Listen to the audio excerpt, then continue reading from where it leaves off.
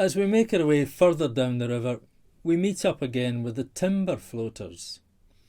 One of the most celebrated of the curragh riders, remember they were the men who supervised the passage of the log rafts down the river, was Alistair Mór na Cúrach, Big Alistair of the Curraghs, who lived at Dalchroy near Tulchan.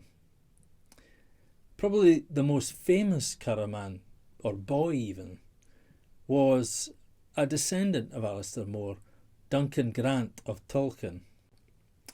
Now, the Laird of Grant was on one of his trips to London and was walking by the Thames one day with an acquaintance who did not think much of Scotland and the Scots, Highlanders in particular.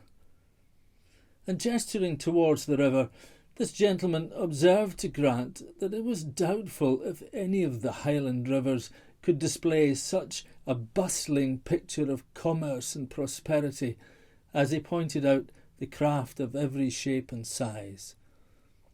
Grant replied, "Well, I have a boy up in the Spey who plies a simple boat made out of bullock hide, and that boat could race any one of your London craft and leave them in his wake."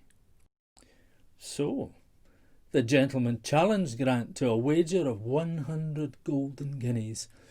The date and the place were agreed some weeks hence, and Grant sent for Duncan Grant to come down to London.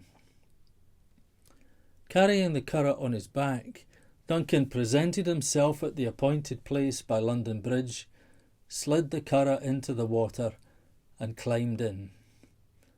The signal was given, and off went Duncan like a bullet, outstripping all the other boats and crossing the finishing line well ahead of the field.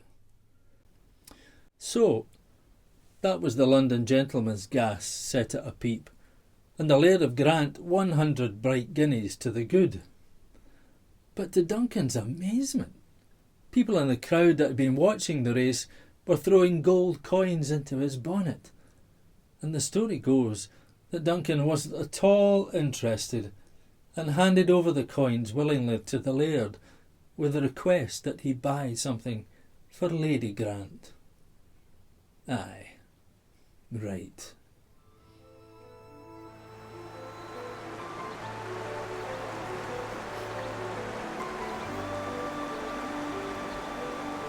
So that's just some of Strathspey's stories.